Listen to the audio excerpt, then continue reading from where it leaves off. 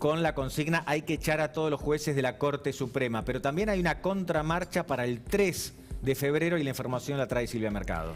Sí, Pablo, porque si no, todos terminamos hablando de la marcha contra el Poder Judicial, contra la independencia de la Corte Suprema, pero nos olvidamos de que realmente hay mucha gente que se ha movilizado para organizar una marcha para defender a la justicia, no para defender a tal juez de la Corte o a tal juez de tal Cámara, no es para defender a nadie, es una marcha para defender la independencia del Poder Judicial. Me parece algo tan valioso porque hay mucha gente que está dedicando este tiempo de su vida a organizar, a que vaya gente. Siempre, bueno, somos periodistas, siempre estamos atentos a lo malo, pero también tenemos que mostrar esta parte de la realidad, y es la gente que se moviliza para respaldar este poder independiente que es la justicia. No solo la Corte Suprema,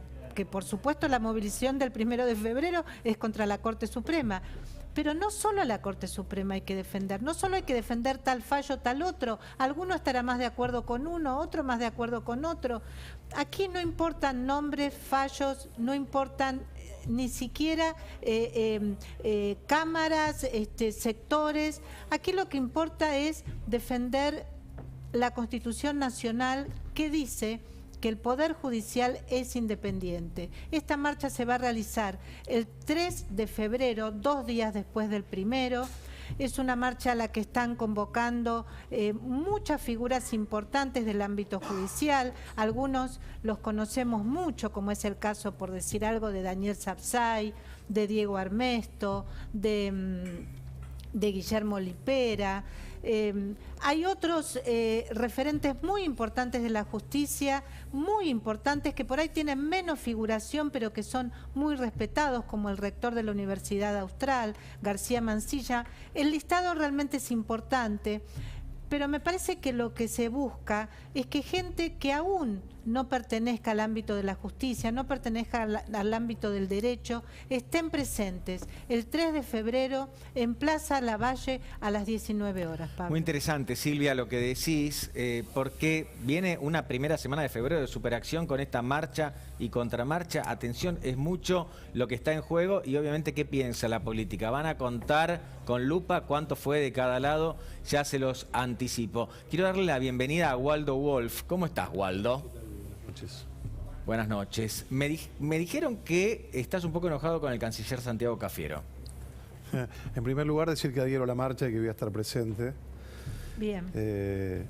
Todos me hacen la de Jesús Rodríguez, ¿vieron? Sí, de ayer, sí, que me ayer contestan otra cosa. Igual ahora vamos a seguir hablando de la marcha. No, enojado no estoy con el canciller. Yo no tengo nada personal en contra del canciller. De hecho, no hago política... Ahí estamos viéndolo. A ver, contanos vos qué estamos viendo, No hago de la Waldo. política cuestiones personales. No, hoy fue el acto, bueno, hoy es el día de la conmemoración internacional del Holocausto. 27 de enero, como todos los años, se conmemora la liberación por parte de las tropas soviéticas del tristemente célebre campo de exterminio de Auschwitz. Y como todos los años, Cancillería ha participado, ha organizado el acto. Nuestro país tiene una tradición muy fuerte en la conmemoración, en la lucha en contra del antisemitismo, la discriminación. Pero digo, yo no negocio mis posiciones en este caso y puedo ponderar la presencia del canciller, pero decir que me parece hipócrita que hace 2 semanas se reunía con alguien que atentó a través de su representante en Nicaragua, en nuestro país, contra un blanco judío por su condición de judíos, más allá de que murieron argentinos que no profesaban la religión judía, pero el blanco fue un blanco judío. Y me parece que era una buena oportunidad para que el canciller pida disculpas por esto, porque la lucha contra el antisemitismo no es una declamación solamente, hay que practicarla. Entonces nosotros no podemos, o yo no puedo hacerme el distraído ante una posición tan ambigua, porque Argentina hoy se abraza con Nicaragua, que dijo que Mohsen Rezaei es bienvenido en Nicaragua, después incluso del conflicto diplomático que tenemos. ¿No te alcanza todo lo que pasó en la OEA después, el cambio de posición argentina, un comunicado? No, a mí en lo personal no me alcanza, yo sé que al gobierno no le importa demasiado lo que a mí me ocurre. También lo hablamos aquí, la vocera presidencial en su momento tuvo un posicionamiento en su Twitter, en su cuenta de Twitter, diciendo que incluso que era responsabilidad del Mossad buscar a los responsables del atentado en la Argentina. Para mí una mezcla de ignorancia y o antisemitismo, las dos cosas son muy malas, porque la responsabilidad de cuidarnos a los ciudadanos argentinos y de buscar a los que perpetraron el atentado en la Argentina es de las instituciones de mi país, que es la Argentina. Decir que nos tiene que cuidar el Mossad es extranjerizarnos como judíos argentinos y decir que nos tiene que cuidar otro país, y eso está mal. Así que nuevamente las dos cosas. Por un lado, celebro la participación que ha tenido Cancillería, como lo hace todos los años, pero decir que en este tema la Argentina hoy tiene posiciones ambiguas en todos los temas. En este tema a mí no solo que no me alcanza, sino que me sentiría que estoy traicionando mis valores si no lo digo. Para la humanidad es un día muy importante, para mí en particular también muy importante, porque tengo una historia personal vinculada a la Shoah, he perdido familia, y la verdad que un día venga y haga el discurso sentido que dijo hoy, y se lo valoro, no quita que hace 2 semanas se hicieron los tontos, los distraídos, con la presencia de un hombre que está acusado de haber matado a argentinos Waldo, por su condición. Cuando vos decís la Argentina tiene posiciones ambiguas en varios temas, ¿la Argentina o este gobierno? Porque ahí hay posiciones ambiguas. No, bueno, está dentro claro, del pero yo soy un hombre, ¿no? así como soy opositor a este gobierno, cuando uno tiene posiciones ejecutivas representa al país, las que nos gustan y las que no nos gustan. Hoy los argentinos estamos enfrentados a una tragedia. Como pocas veces a mí me ha tocado ver en mi memoria de vida cívica, o desde el advenimiento de la democracia. Yo en el año 83 era un jovencito de 14 años, que es tener un gobierno contradictorio en todo. Lo tiene a Culfas y a Vallejos, y Culfas sale a decir que hay que firmar y Vallejos sale a decir que no. Tiene a Cristina, que fomenta abrazarse con las dictaduras chavistas latinoamericanas y hacerse la distraída ante la presencia de un hombre como Rezaei en Nicaragua, y no pedir, por ejemplo, llamar a consulta al embajador nicaragüense en la Argentina, que es lo que debió haber hecho cualquier país que aplica los estándares. Y por otro lado lo manda a Cafiero a hacer esto, y esta gran contradicción que tiene la Argentina es complicadísima. Yo pocas veces la vi, porque además tiene contradicciones adentro de la cabeza del presidente. No, porque hasta parece una fórmula también, ¿no? Si es una fórmula, no funciona. Sí, a ellos sí. Electoralmente no le funcionó. El bueno y el malo. Yo no sé si es una fórmula, sé que es una realidad y que es muy mala. Yo soy un hombre que vengo del ámbito privado, que tengo actividad privada, y que veo que en la Argentina nadie quiere invertir. ¿Cómo va a querer invertir alguien en la Argentina si hablábamos recién de la marcha que vas a tener en un hecho inédito que la apoya el viceministro de Justicia, la apoya el presidente, la apoya la directora de la AFI, o interventora, no sé qué cargo tiene, de la AFI, en un hecho, además que es un delito, porque en la ley de inteligencia está prohibido que se expresen políticamente. Claro, esto es quienes ocupan esos importante, cargos, es muy ¿no? importante lo que decís. Recordemos, estamos hablando de la marcha para echar jueces, como fue bautizada por Luis Delía. Esto es una idea que surge de Delía y que después llamativamente se suman otros funcionarios y dirigentes. Si me permitís, la audiencia de este canal es una audiencia, por lo general, racional. Es difícil racionalizar con el kirchnerismo, porque el kirchnerismo tiene una posición fanática y racional. Cuando Cristina Fernández de Kirchner dice lo que dice, a mí me sigue llamando la atención que algunos la consideren una estadista. Yo la considero una mujer con mucho magnetismo hacia el populismo irracional, porque son el remedio y la enfermedad. Decir que la justicia no funciona siendo la vicepresidenta de la Nación representando al PJ, hay que explicarle a los que racionalmente entienden cómo funciona la política que desde el año 83 hasta hace unos meses han tenido mayoría en el Senado de la Nación. Y es el Senado de la Nación quien elige a los jueces. Y han tenido mayoría en el Consejo de la Magistratura. Y han presidido la Comisión de Acuerdos del Senado de la Nación. Y tienen 10 de 12 jueces de Comodoro Pi que los ha elegido este oficialismo. Y 3 de 4 jueces de la Corte Suprema de Justicia que los ha elegido este oficialismo.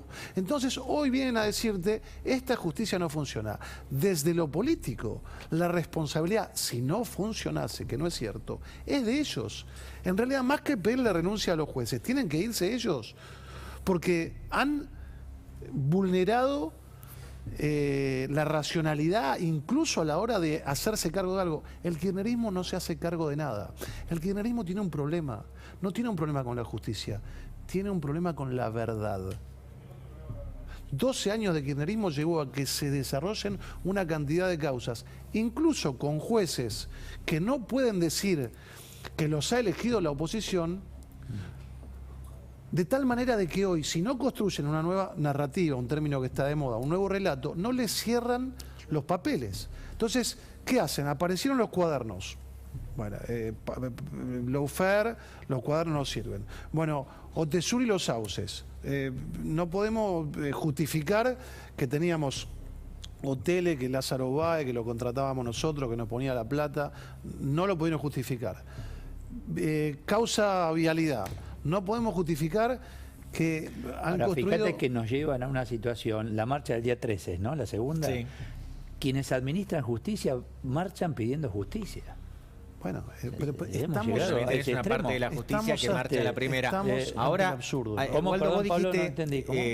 también tenés algunos que participan de la justicia que van a la primera, ¿no? A la marcha para echar. Sí, hay una mezcolanza tremenda. Claro. Waldo Wolf recién mencionó algo que me resulta muy interesante y es ¿hasta qué punto la jefa de los espías tiene que promover y difundir una marcha para echar jueces de la Corte Suprema? Esto decía Cristina Camaño. Yo creo que es más que necesaria la movilización de la gente el 1 de febrero. Justicia Legítima va a estar presente justamente porque necesitamos democratizar la justicia. Debemos terminar con que esto sea una élite para unos pocos. Tenemos que terminar con la corporación judicial, que son parte del lawfare, y tenemos que hacer una justicia para la gente, no de espaldas a la gente.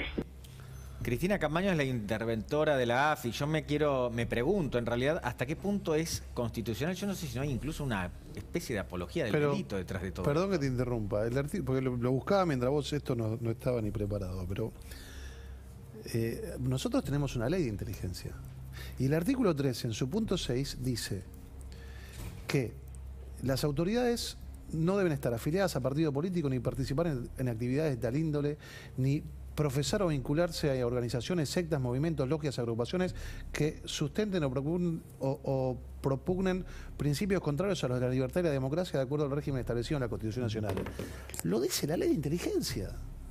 Bueno, la ley de inteligencia también prohíbe que se difunda información de inteligencia y ella, Cristina Camaño, tiene una causa por difundir datos precisos de los propios espías argentinos en lugares conflictivos en el mundo. Bueno, o sea, Cristina Camaño realmente Waldo, no sé, peor no podría haber salido. ¿Por qué no hacen una presentación ustedes como legisladores? Justamente, a raíz de todo esto que tienen. Lo hemos denunciado. Mirá. Bueno, pero ahora está una... A ver, ya sé que es una mancha más al tigre, pero ¿por qué no se hace una...? 16 denuncias penales de este gobierno y a mí me han hecho 4. Me han inventado 4 causas. Todavía tengo una abierta. No importa. Digo, ser perseguido por el fascismo es el precio que uno paga para no ser parte de ellos. Nosotros estamos, yo lo vivo diciendo, el público se renueva, dice Mirta. Nosotros estamos ante una república fallida. Para que haya democracia tiene que haber elecciones, pero con elecciones solamente no alcanza para que haya una democracia plena. No solamente Camaño viola la ley de inteligencia, los miembros del oficialismo de la Comisión Bicameral de Inteligencia de la Cámara de Diputados y el Senado de la Nación la violan porque alguien declara ante la comisión y a los 2 minutos está en los medios kirchneristas. Y eso tiene un secreto, incluso que uno lo tiene que hacer valer por ley, y que los miembros de la comisión, yo no soy miembro de la comisión, más allá de que este gobierno a mí me acusa de espiar para un país extranjero, yo siempre vengo a ser como el Dreyfus de los 2020. Doble agente sería, no más o pueden menos. hacerlo, no pueden hacerlo, y lo hacen.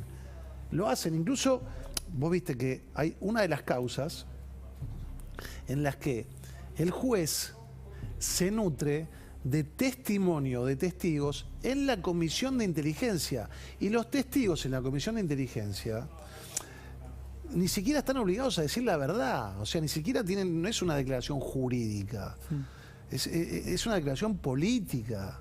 Entonces, la Argentina hoy no es una democracia plena, estamos ante una república fallida. Claramente estamos ante una república. Waldo, ahora seguimos con esto, pero recién mencionabas el viaje de Cristina a Honduras y bueno, hubo un encuentro muy afectivo, Silvia, ¿no es así? Sí, ayer anticipamos que estaba ahí la hija del comandante Chávez, lo había mencionado el hijo de Xiomara Castro, que es la presidenta que acaba de asumir en Honduras, y mientras todos nos preguntamos qué pasará, ¿Qué hará Cristina frente a lo que todo indicaría que es un acuerdo ya cerrado, un acuerdo que está a horas de ser anunciado, de ser oficializado? ¿Qué dirá Cristina? ¿Qué pasará con la Cámpora? ¿Qué va a decir? En fin, hay mucha gente que dice, bueno, por suerte está en Honduras.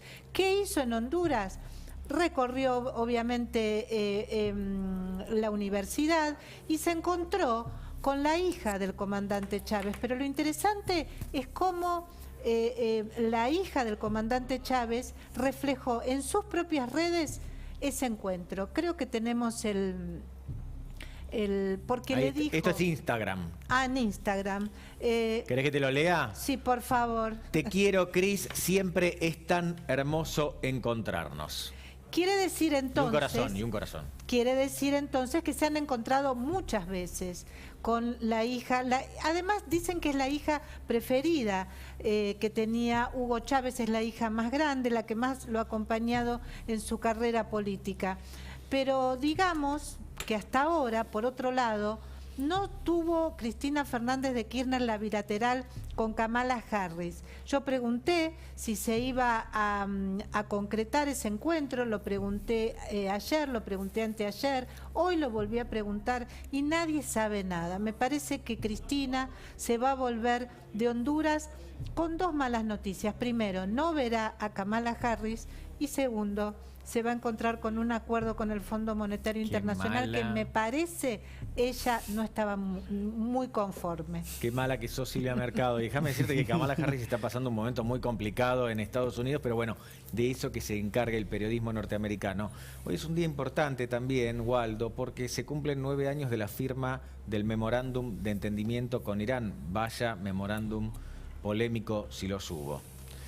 ¿Qué reflexión te trae esto? No, ni siquiera fue polémico, fue una entrega. Digo, la Argentina, primero no tuvieron mejor idea que firmar el memorándum con Irán el día de la conmemoración internacional del Holocausto, con el único país que acaba de votar en las Naciones Unidas en contra de la condena del negacionismo del Holocausto. O sea, Irán es un país negacionista del Holocausto y acaba de ser el único país que ha votado en contra de la condena al negacionismo del Holocausto. No tuvieron mejor idea que firmarlo ese día y entregaron, ellos que están tanto, el kirchnerismo suele estar con el tema de la entrega de la soberanía, y siempre entregar soberanías es malo para el país. Ahora, entregar la soberanía sobre la justicia del país, no hay muchos antecedentes. Nombraron al acusado de un crimen como co-investigador de su propio crimen. O sea, invito a que en sus casas proyecten esto en alguien que atenta, mata a un familiar, y nosotros le decimos al acusado, con pruebas firmes, refrendado por un órgano internacional como Interpol, que va a acceder al expediente y se va a autoinvestigar. Fue para la Argentina, para mí es el hecho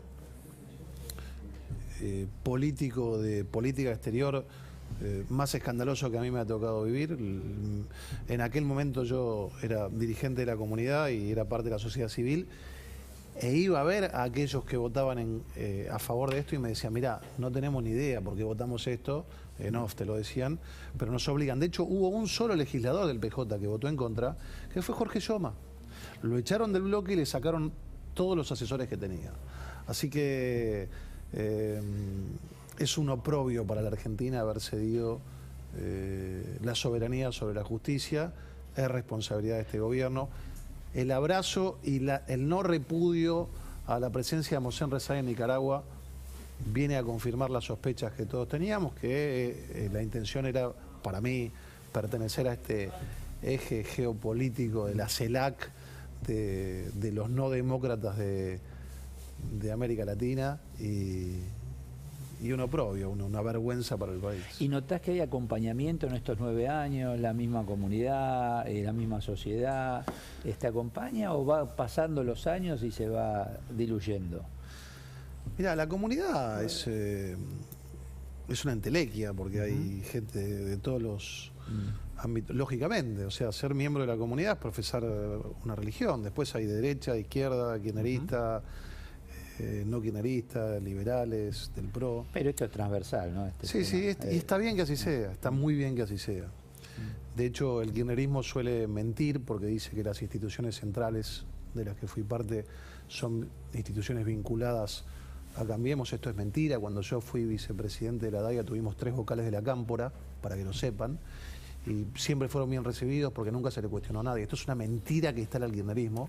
Estaba Rodrigo Ruchiski, que fue subsecretario de Seguridad de Bernie, y ni siquiera renunció, pidió licencia y siguió siendo vocal de la DAIA. Estaba Martín Magrán, que trabajaba con Zaffaroni, y había un muchacho Campbell, que era asesor de Vudú. Así que la comunidad está atravesada, y está muy bien que así sea, o sea que por los distintos partidos. Y es una entelequia lo que piensa la comunidad. Creo que la masa institucionalizada de miembros de la comunidad sufre los mismos avatares y tiene los mismos defectos que la sociedad toda. Te van adormeciendo, ¿no es cierto? Te van anestesiando, porque digo, si vos tomás conciencia de esto que te dije, que hace 2 semanas la vocera presidencial me dijo, flaco, que te cuide Israel. Bueno, si no sos un tipo que tiene las convicciones firmes de actuar cívicamente en el país, y bueno, o tenés que medicarte o tenés que tomarte un avión. La otra que queda es la mía, y la de tantos otros que activamos cívicamente porque queremos una república plena. Pero la comunidad en sí misma tiene los mismos problemas que tiene la UIA, que tiene la AFA, que tiene la comunidad armenia, que tiene ADEPA, que tenemos todos, ¿no? ¿No hubo un contacto en privado, por lo menos de Cerruti, para por lo menos aclarar si hubo una confusión en la interpretación, o usted interpretó mal lo que ella quiso decir?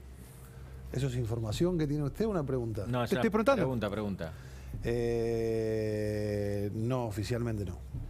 ¿Cómo serían oficialmente? No he tenido contacto con ella. Yo la invité públicamente a que se disculpe, pero no lo ha hecho. La conozco de cuando era diputada, repito. Por eso, fueron colegas en cámara, por eso no hubo un diálogo. Para mí es un hecho gravísimo, es un hecho, repito, es o ignorancia o antisemitismo. La ignorancia se suple con una disculpa diciendo no sabía. Y no llega esa disculpa ni por privado. No, ¿Te para mí contactó no me alguien llegó. del gobierno? Perdóname todo esto. ¿Alguien del gobierno te dijo, mira, acá tiró la pelota afuera, se fue al barro? No, bueno, yo lamentablemente, el diputado Moró, yo le hice una causa, que hoy sería culpable, porque cuando yo le hice la causa, él dijo que yo era un agente extranjero. Hoy la Argentina adhiere a las normas del antisemitismo del IRA, que es un organismo internacional, que es el International Remembrance Holocaust Alliance, por el cual se establece que extranjerizar a un judío es antisemitismo. En aquel momento no estaba adherida en aquel momento al IRA, y yo le hice una causa no porque me ofenda diputado Moró, o sea, ofende el que puede y no el que quiere, pero a mí me parecía, la verdad que tener que explicar que yo soy argentino y que no espío, digo, y además me acusa de espiar para Israel, digo, hay 197 países, ¿por qué yo espiaría para Israel? Porque soy judío. No dijo que espío para Paraguay, para el MI5 o para la Sûreté francesa.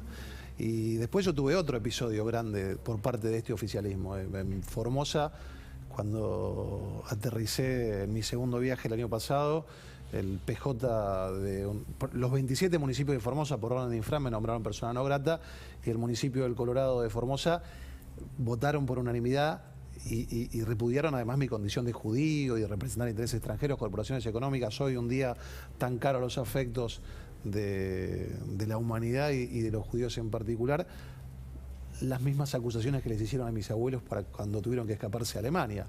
Así que, lamentablemente, yo siempre los invito a que reflexionen esto. Tienen posiciones institucionales que rozan el antisemitismo, y yo no vi nadie repudiándolo esto.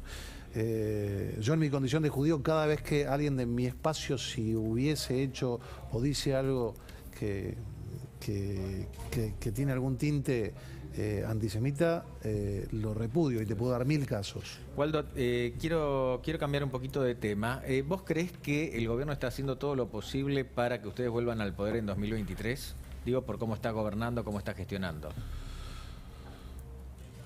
No, yo creo que el gobierno...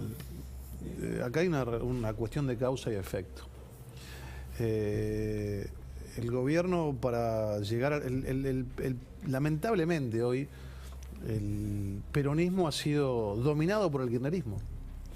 Y el kirchnerismo tiene una visión que está enfrentada con un montón de sectores del peronismo convencional.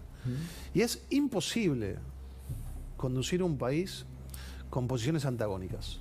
Es imposible. Es muy difícil conducir este país sin posiciones antagónicas, porque es un país complejo, porque es un país que tiene problemas estructurales, además de los coyunturales. Ahora, definitivamente es imposible conducirlo con posiciones antagónicas. Y nosotros estamos sufriendo el efecto de la causa. Cristina Fernández de Kirchner necesitaba llegar al poder para limpiar sus causas, y le vendió a la sociedad argentina una apuesta que la enorme mayoría de aquellos que creyeron en que Alberto Fernández, la famosa discusión que ustedes la habrán tenido en su mesa periodística, ¿Alberto va a manejar la lapicera o Alberto no va a manejar la lapicera? Sí, había una duda planteada. Alberto no manejó la lapicera, ha dejado pasar todos los trenes. No, pero perdóname, más allá de eso, si vos evaluás al gobierno, por ejemplo, por cosas concretas, por las mismas cosas que se evaluó al gobierno de Mauricio Macri, inflación, la inflación está volando, la pobreza está altísima, la economía no crece, no hay reservas en el Banco Central. Estoy hablando sobre todo de economía porque es un factor decisivo en una elección. Es decir, este gobierno no tiene, no tiene nada para mostrar. Pero es un tema ideológico. Nosotros estamos hablando de lo que va a pasar con el Fondo Monetario. Yo coincido con Silvia, deseo y coincido que va a haber arreglo con el fondo. Pero nosotros tenemos, bueno, está acá quien sabe más de economía que yo, nosotros tenemos un problema más grande que el del fondo. Nosotros hemos cuadruplicado las LELIQs en la Argentina. La fuga de dólares que ha habido en los últimos meses de gente que se refugia en el dólar por la cantidad de pesos que hay es récord.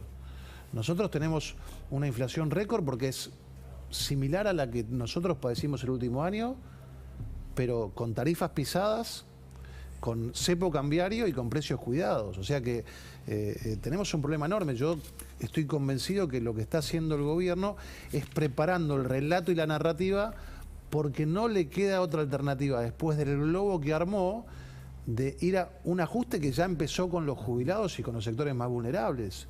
Vos fíjate que cuando nosotros asumimos en el gobierno, el costo sobre tarifa era por debajo del 20%. O sea, si uno pagaba 100 pesos de luz, si uno pagaba 20 pesos de luz, había 80 pesos subsidiados.